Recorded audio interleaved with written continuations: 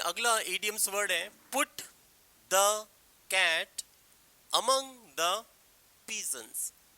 अब मैं आपको बताना चाहता हूं कि पुट का मतलब रखना, कैट बिल्ली को, अमंग के बीच में, द पिजन्स कबूतरों के, यानी कि कहने का मतलब है कि कबूतर, यानी पिजन्स मतलब होता है हमारा कबूतर, कबूतर होता है हमारा ये। तो कबूतरों के बीच में, और अमंग का मतलब होता है के बीच में, के बीच में। ओके, तो कबूतरों के बीच में आपने किसको रखा? पुट मतलब रखना, यानी रखा। आपने बिल्ली को कबूतरों के बीच में रख दिया। अब आप सोचो यार कि बहुत सारे कबूतर है, जैसा कि मैंने आपको ये दिखाया, यहाँ इमेज में बनाया, ये बिल्ली है और इसके बीच में देखिए यहाँ पे कबूतर है, यहाँ कबूतर है, यहाँ कबूतर है, यहाँ कबूतर है और यहाँ पीजन है। अब इन सभी पीजनों के बीच में आप कबूतर को बैठा दो, रख दोगे, तो ये बिल्ली क्या करेगी? खा जाएगी कबूतरों को, मार देगी। यानी कि कहने का मतलब क्या है कि put the cat among the pigeons का अर्थ होता है कि कबूतरों के बीच में आपने बिल्ली रख दी, तो इसका अर्थ होता है मुसीबत मोल लेना, यानी invite problems, to invite problems, यानी समस्या को आप क्या करें? आप निमंत्रण दे रहे हैं, बुला रहे हैं आप, यानी मुसीबत मोल ले रहे हैं आप बेमतलब में। टू कॉज, कॉज का मतलब उत्पन्न करना, प्रॉब्लम्स मतलब समस्या, यानी कि आप खुद समस्या उत्पन्न कर रहे हैं, पैदा कर रहे हैं। तो यानी कि अगर आप कबूतर कहीं पर है और उसके बीच में बिल्ली छोड़ दोगे तो वो तो खा जाएगी ना कबूतरों को, तो यानी आप जानबूझ के मुसीबत मोल ले रहे हैं। तो याद रखना गाइस, अगर ये इडियम्स आपके एग्जाम में आता है, to put the cat among the pigeons, the right answer मारना आप to invite problems, to cause problem is the right answer, जैसा कि कबूतरों के बीच में ये बिल्ली रखी हुई है। तो put the cat among the pigeons, मुसीबत मोल लेना। जैसे एक सेंटेंस है कि why are you putting putting the cat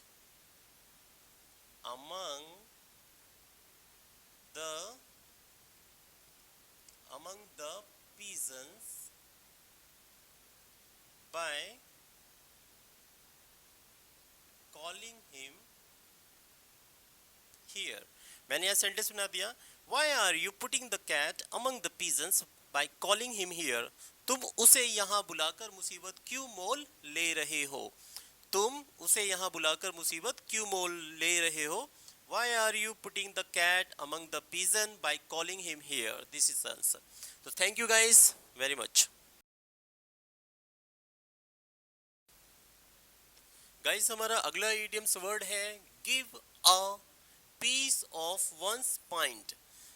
तो give मतलब देना, a piece मतलब कोई एक टुकड़ा, once मतलब अपने माइंड का, माइंड मतलब दिमाग। एक्चुअली में इसका अर्थ होता है डांटना, यानी फटकार लगाना, किसी को डांटना।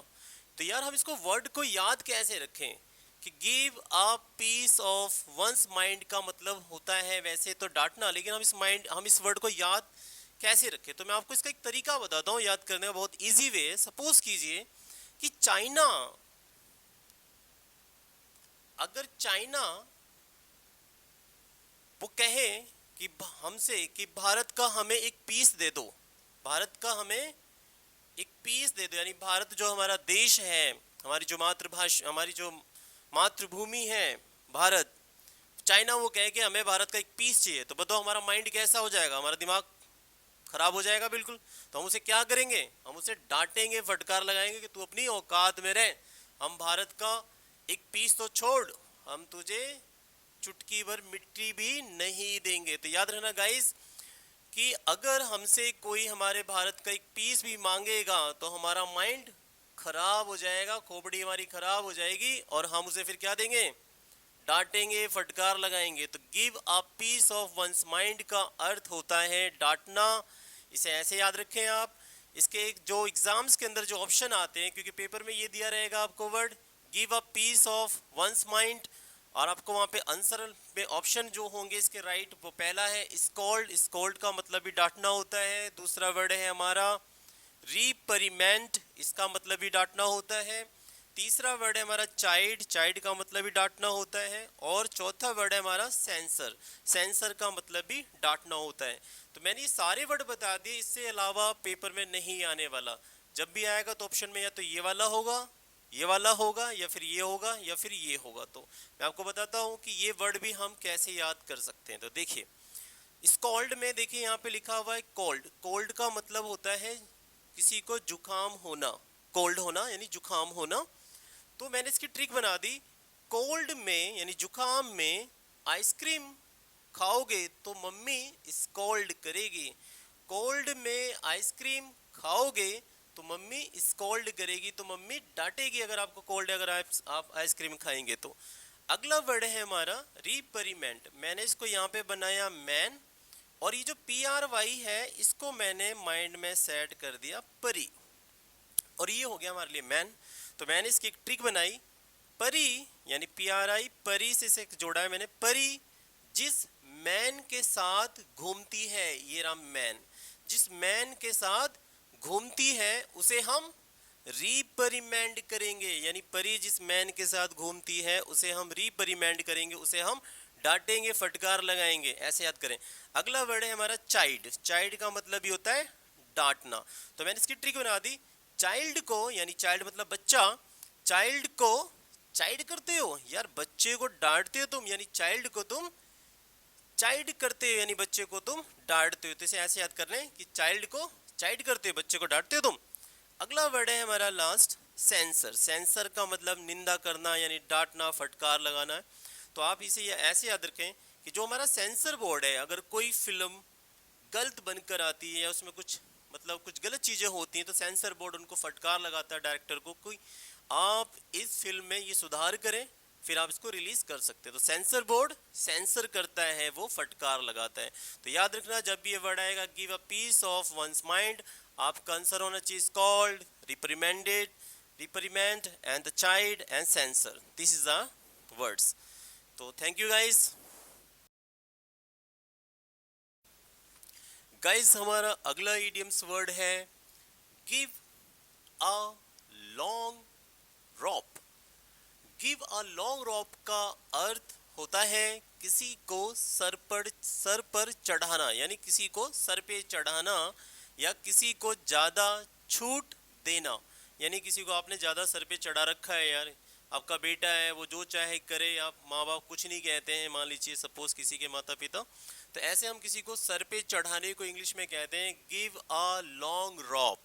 तो हम इस वर्ड को याद कैसे रखें, तो इस वर्ड को हम याद ऐसे रख सकते हैं, ये जो रॉप वर्ड है, एक्चुअली रॉप का मतलब तो वैसे रस्सी होता है हमारा, इसका मतलब होता है हमारा रस्सी, लेकिन हम इस रस्सी, ये जो रॉप वर्ड है, हम इसको माइंड में सेट कर लेंगे रोप। यानी रोप का मतलब होता है किसी पे रोप जमाना, किसी पे धोस जमाना, रोब जमाना, धोस जमाना, रोब जमाना। तो मैंने ऐसे माइंड में से सेट कर लेना है आपको कि आपका बेटा बहुत ज्यादा रोब जमाता है, आपका बेटा बहुत ज्यादा रोब दिखाता है, ठीक है ना, सभी पर, क्योंकि आपने उसको गिव अ लॉन्ग रोप दे रखी है, क्योंकि आपने इसको गिव अ लॉन्ग रोप दे रखी है, आपने उसको बहुत ज्यादा बड़ी लंबी रस्सी दे रखी है, जा बेटा जो चाहे वो कर, इसलिए आपका बेटा रोप जमाता है सब पर। से रोप, रोप से हमने इसको जोड़ दिया रोप जमाना, यानी कि लंबी लंबी छूट देना कुछ भी करने की। सेंटेंस यहाँ पे देखिए आप, you have given you have given your son a long rope, आपने अपने बेटे को सर पे चढ़ा रखा है। You have given your son a long rope, आपने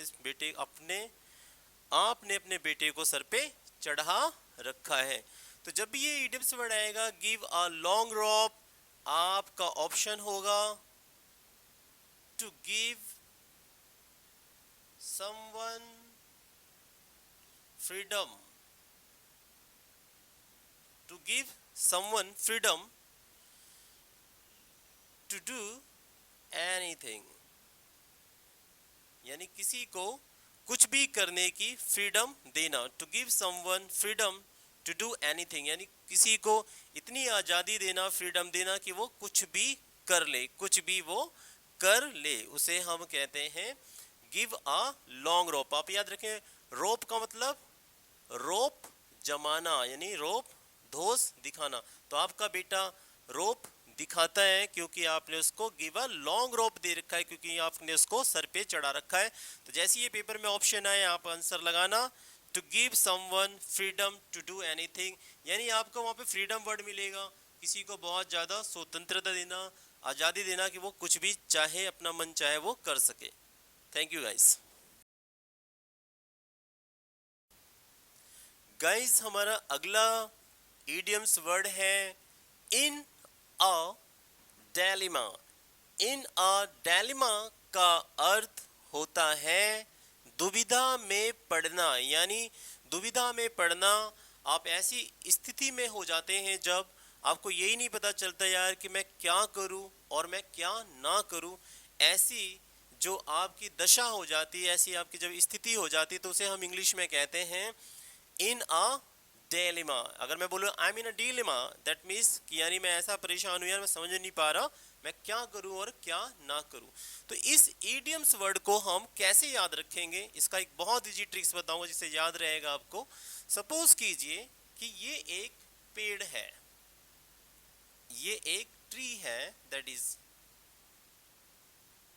आप देख रहे हैं मैं बना रहा हूं यहाँ पे एक ट्री है, ये पेड़ है, और इस पेड़ की ये डाली है। सपोज कीजिए ये इस पेड़ की डाली है।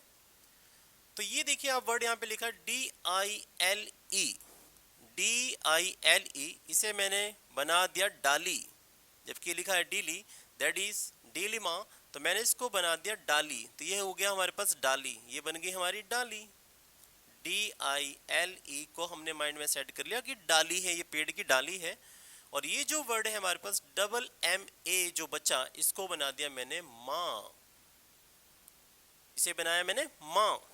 तो सपोज कीजिए ये डाली है और इस डाली पर बैठी है कौन, माँ बैठी है। सपोज कीजिए माँ बैठी है, ठीक है, डन गाइस, इसको मैंने बना दिया माँ। तो और सपोज कीजिए यहाँ पर पानी है, बहुत सारा पानी है, पानी भरा हुआ है बहुत सारा। तो मैंने इसकी ट्रिक्स बनाई याद करने के लिए गाइस। डाली पे बैठी है माँ, डाली पर बैठी माँ, डाली पर बैठी माँ, या मैंने पर जोड़ दिया। तो डाली पर बैठी माँ सोच रही है कि कूदूं के नहीं कूदूं, कूदूं के नहीं कूदूं। वो कैसी है माँ, इन अ डालिमा सिचुएशन में, डाली पर बैठी माँ सोच रही है कि कूदूं के नहीं कूदूं इन अ डालिमा। आप चाहे तो इसकी एक ट्रिक्स भी लिख सकते हैं अपनी जिसमें भी आप नोट डाउन कर रहे हैं वहां पे लिख सकते हैं आप कि डाली पर बैठी माँ सोच रही है कि नहीं कूदूं इन अ डालिमा, वो कैसी है, दुविधा में। तो याद रखना इस गाइस को कि इस इडियम्स वर्ड को इस तरीके से याद कर लेना आपको, इन अ डालिमा। अब आपको ऑप्शन पेपर में क्या कौन कौन से मिलेंगे, जैसे कि वर्ड मिल जाएगा पजल, आप सभी को इजीली याद होगा पजल, यानी दुविधा में होना। जैसे कंफ्यूजन, आपको कंफ्यूज है यार क्या करें ना क्या ना करें। अगला वर्ड है हमारा कैच 22 सिचुएशन। ये वर्ड, ये भी एक इडियम्स वर्ड है और ये वर्ड भी एग्जाम में आ चुका है। मैं आपको बता रहा हूँ guys seriously, in a dilemma जो वर्ड है ये पेपर में बहुत बार आ चुका है, याद रखना इसको। इसका एक एरर आर्टिकल ए का भी आता है, मैं आपको बताऊंगा किस तरीके से आता है, अभी आप देखना, बहुत इंपॉर्टेंट क्वेश्चन है ये। तो पहले हम ये याद कर लेते हैं कैच 22 सिचुएशन, जो इसका सेम वर्ड है वो कैसे याद करें। आप यहाँ पे देखिए कि इधर भी टू लिखा हुआ है और इस साइड भी टू लिखा हुआ है। सपोज कीजिए कि आपको किसी लड़की से प्यार हो जाता है, इमेजिन गाइस, ठीक है, आपको किसी लड़की से प्यार हो जाता है और जो गर्ल्स है वो किसी इंटर कास्ट में है, किसी अदर कास्ट में है वो, ठीक है। तो आपके घर वाले मान लीजिए राजी नहीं है, आपके घर वाले कहते हैं अगर तू उस लड़की से शादी करेगा तो तेरा हमसे कोई रिश्ता नहीं है। अगर आप अपने घर वालों के साथ जाते हैं तो फिर आप जिससे प्यार करते हैं आप यार उसे खो देंगे। तो आपके सामने सिचुएशन कैसी है, कैच यानी पकड़ना, 22 सिचुएशन, यार इधर भी टू है और इधर भी टू है, तो माइंड कंफ्यूज है यार, ये वाला यानी पेरेंट्स के साथ जाएं या फिर अपनी वी लव्ड के साथ जाएं, अपनी प्रेमिका के साथ जाएं।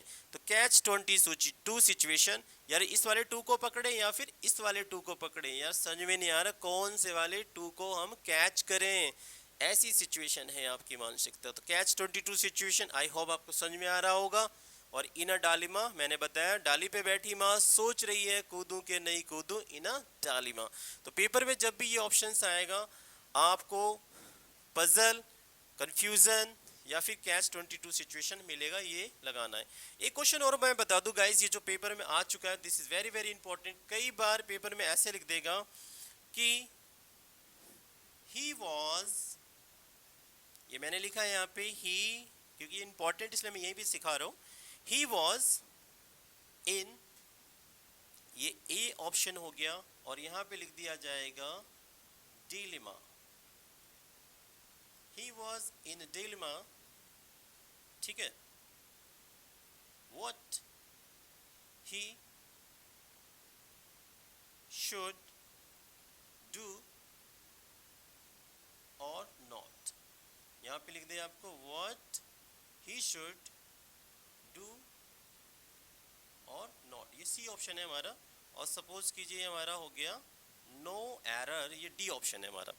अब आपको क्वेश्चन में ऐसे लिख देगा यहाँ पे he was in dilemma what he should do और नॉट, यानी कि वो दुविधा में है कि उसे क्या करना चाहिए और क्या नहीं करना चाहिए। बताइए गाइस कौन सा ऑप्शन गलत है? एग्जैक्टली हमारा बी पोर्शन गलत है, क्योंकि इन डायलेमा के बीच में आर्टिकल ए आना बहुत ज्यादा जरूरी है। अगर आर्टिकल ए नहीं है तो ये पोर्शन गलत हो जाएगा। तो याद रखना कई बार ये एरर का भी पार्ट बन जाता है। तो this portion is wrong. In dilemma की जगह हमारा वर्ड आएगा, यहाँ पे मैं ले जा रहा हूँ दिखा दे रहा हूँ, तो यहाँ पे आना चाहिए इन अ डायलेमा, ये ऑप्शन यहाँ पे आना चाहिए। तो ये वाला पोर्शन गलत है। भी हमारे सामने पेपर में ऐसे 4 ऑप्शंस होंगे, 4 सर्कल होंगे, हमारे पास पता है हमें बी गलत है, बी पे आपको टिक लगाना है और हमारे 1 नंबर हमारे खाते में आ गए। तो गाइस याद रखना इन अ डालिमा, डाली पे बैठी माँ सोच रही है कूदूं के नहीं कूदूं in a dilemma. Thank you guys.